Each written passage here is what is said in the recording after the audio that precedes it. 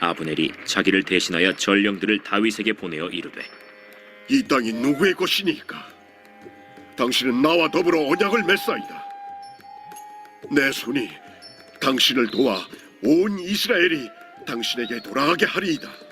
하니 다윗이 이르되, 좋다. 내가 너와 언약을 맺거니와 내가 내게 한 가지 일을 요구하노니 나를 보러 올 때 우선 사울의 딸 미갈을 데리고 오라. 그리하지 아니하면 내 얼굴을 보지 못하리라 하고 다윗이 사울의 아들 이스보셋에게 전령들을 보내 이르되, 내 처 미갈을 내게로 돌리라. 그는 내가 전에 블레셋 사람의 포피 100개로 나와 정언한 자니라. 하니 이스보셋이 사람을 보내 그의 남편 라이스의 아들 발디엘에게서 그를 빼앗아오매 그의 남편이 그와 함께 오되 울며 바후림까지 따라왔더니 아브넬이 그에게 돌아가라.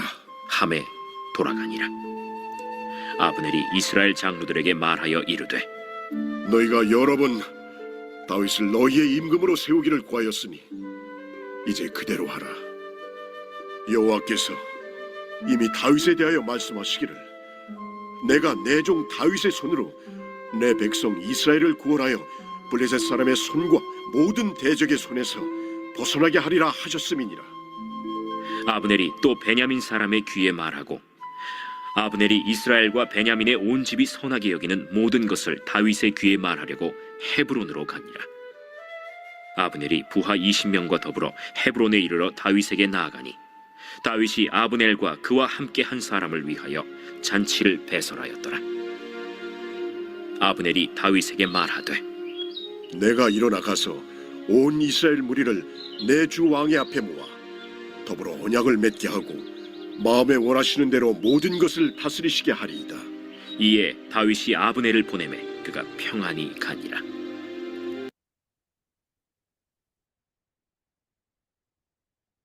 오늘 본문의 말씀은 다윗이 아브넬과 협상하는 말씀입니다. 아브넬은 사울 왕의 아들 이스보셋을 왕으로 세운 자입니다. 아브넬은 매우 교만해졌습니다. 비록 조카가 왕이지만 실권자는 자신이라고 생각했습니다. 그래서 오만방자한 행동을 하게 됩니다. 사울 왕의 첩을 함께 간음죄를 지게 되었습니다. 이러한 것을 이스보셋 조카가 이제 알게 된 것이죠. 참을 수가 없는 것입니다. 아브넬의 죄를 책망을 하였습니다. 그러자 아브넬이 화가 났습니다. 자신이 이스보셋을 왕으로 세워주었는데 자신에게 큰 수치를 안겼다라고 생각을 한 것이죠. 그래서 아브넬은 전령을 다윗에게 보냅니다.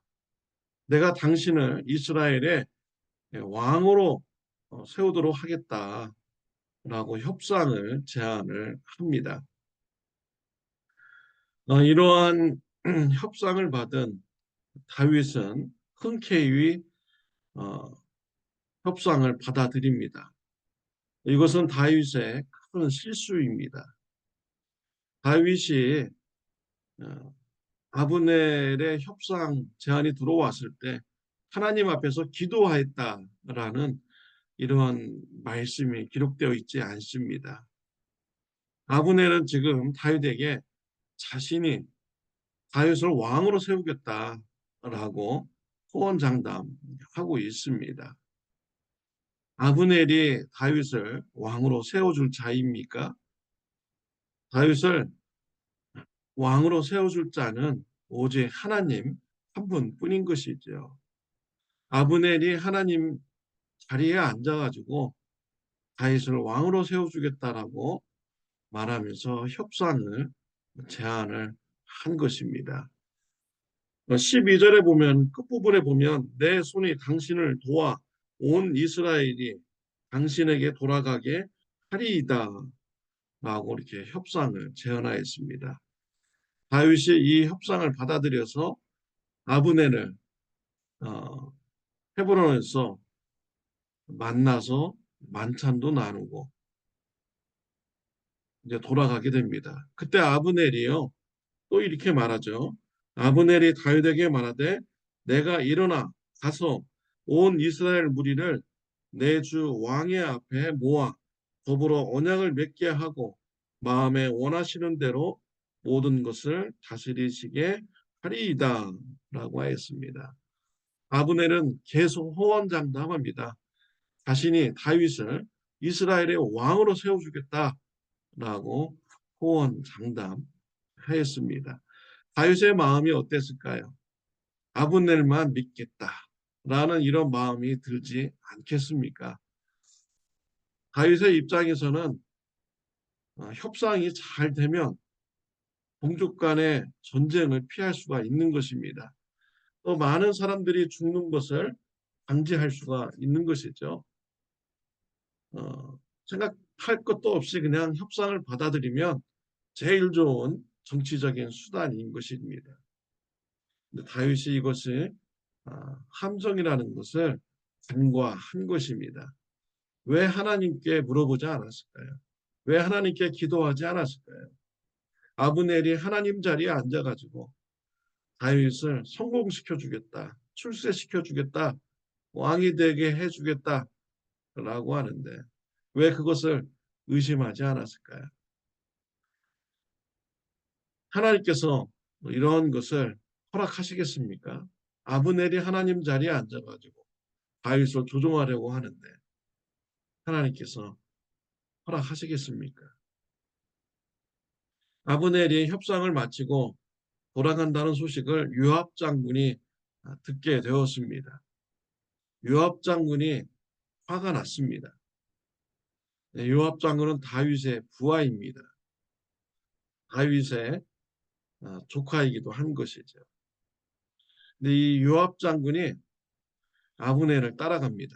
그리고 아브넬을 죽였습니다. 그 이유는 아브넬이 요압 장군의 동생을 전쟁터에서 죽였기 때문이죠. 복수를 한 것입니다. 다윗이 이 소식을 듣게 되었습니다. 참 다윗의 입장이 참 난처하게 되었죠. 다윗이 비겁한 자가 돼버린 것입니다. 협상한다고 하면서 아브넬을 헤브론으로 불러들였고 이 아브넬을 죽인 것으로 비춰지는 것이지요.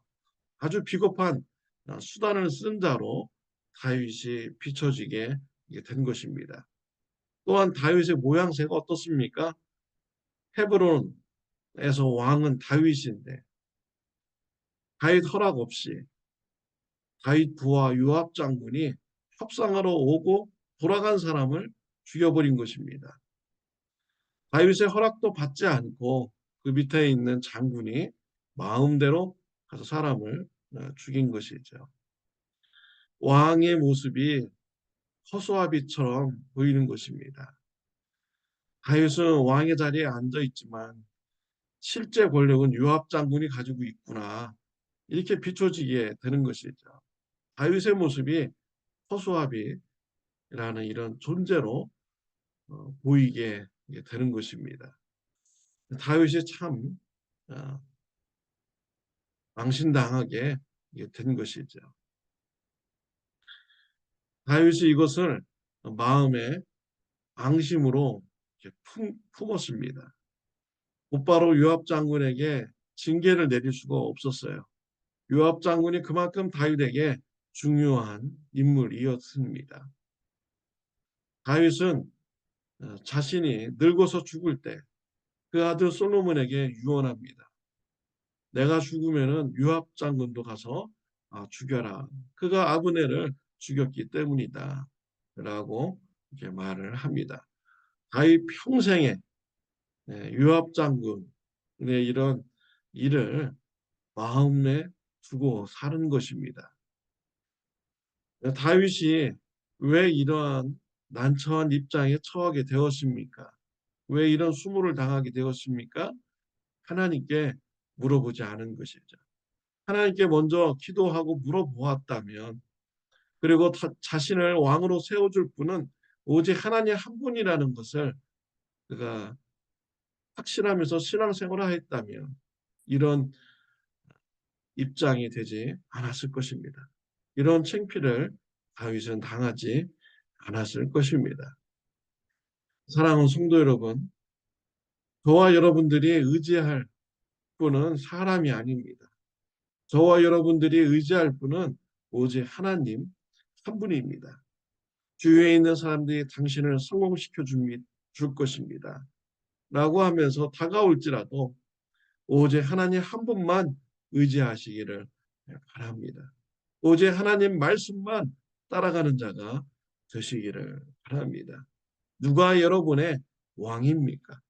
오직 하나님만이 저와 여러분의 왕이 되는 이런 신앙을 가지는 축복이 저와 여러분들에게 있으시기를 바랍니다. 기도드리겠습니다. 하나님 아버지 감사합니다. 우리의 왕은 오직 하나님 한 분임을 신앙 고백하면서 살아가는 자가 되게 하여 주옵소서. 예수님의 이름으로 기도드렸습니다. 아멘.